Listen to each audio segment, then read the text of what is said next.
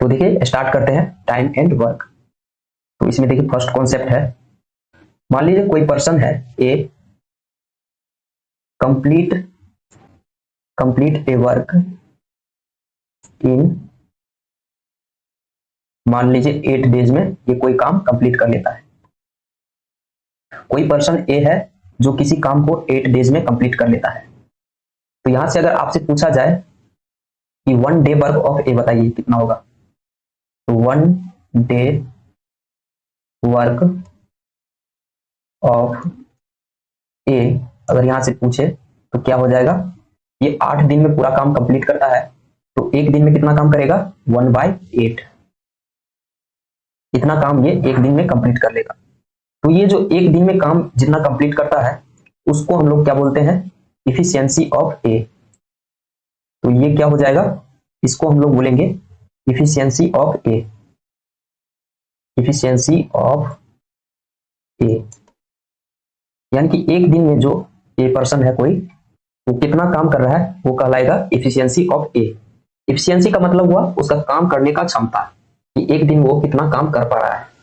तो जब आपको इफिशियंसी इसका पता चल गया, तो अगर आपसे पूछा जाए कि 10 डेज वर्क ऑफ ए बताइए कितना होगा, 10 days work of A equals to what. तो 10 डेज वर्क निकालने के लिए सिंपली हम लोग इफिशियंसी में 10 से मल्टीप्लाई कर देंगे, इफिशियंसी में हम लोग 10 से मल्टीप्लाई कर देंगे।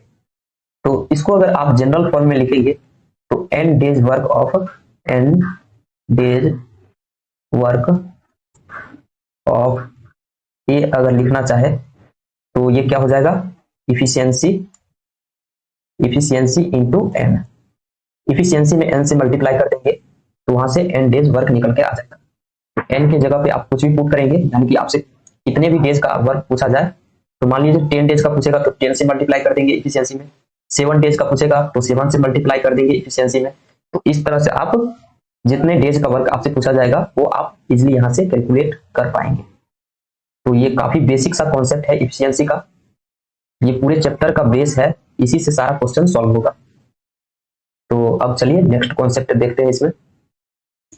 अब देखिए कोई पर्सन ए है, ये इसका 1 डेज वर्क हमको पता है, 1 डे वर्क इक्वल्स टू मान लीजिए कुछ भी 1/9 है, यानी कि एक दिन में ये 1/9 भाग काम कंप्लीट कर लेता है।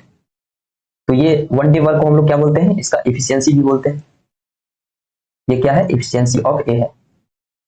तो यहां से अगर पूछा जाए, जब 1 डे वर्क किसी पर्सन का पता चल गया, तो अगर आपसे क्वेश्चन पूछा जाए कि ए कितने डेज में पूरा काम कंप्लीट कर लेगा, तो यहां से अगर लिखेंगे in how many days, in how many days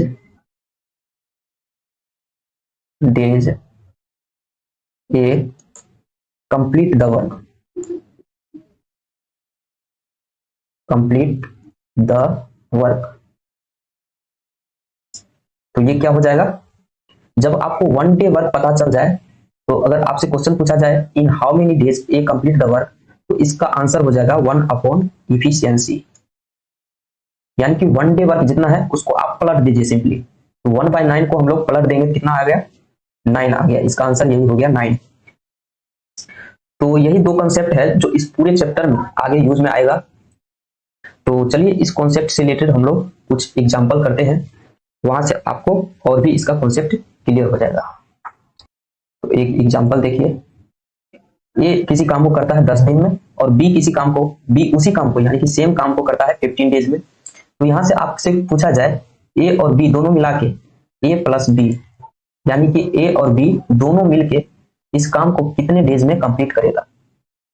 तो इस टाइप का क्वेश्चन सॉल्व करने के लिए हम लोग कैसे करेंगे, तो इसको देखिए। तो सिंपल सा मेथड है इसका, कोई भी क्वेश्चन हो उसमें हम लोग पहले क्या करेंगे, सबसे पहला काम है 1 डे वर्क निकालना। A do the work in 10 days, A 10 days में वर्क कंप्लीट करता है, तो 1 डे वर्क ऑफ ए क्या हो जाएगा, यहां से 1 डे वर्क ऑफ ए अगर लिखेंगे कितना हो जाएगा 1/10 हो जाएगा। और फिर बी के लिए 1 डे वर्क निकालेंगे, 1 डे वर्क ऑफ बी क्या हो जाएगा 1/10 15 हो जाएगा।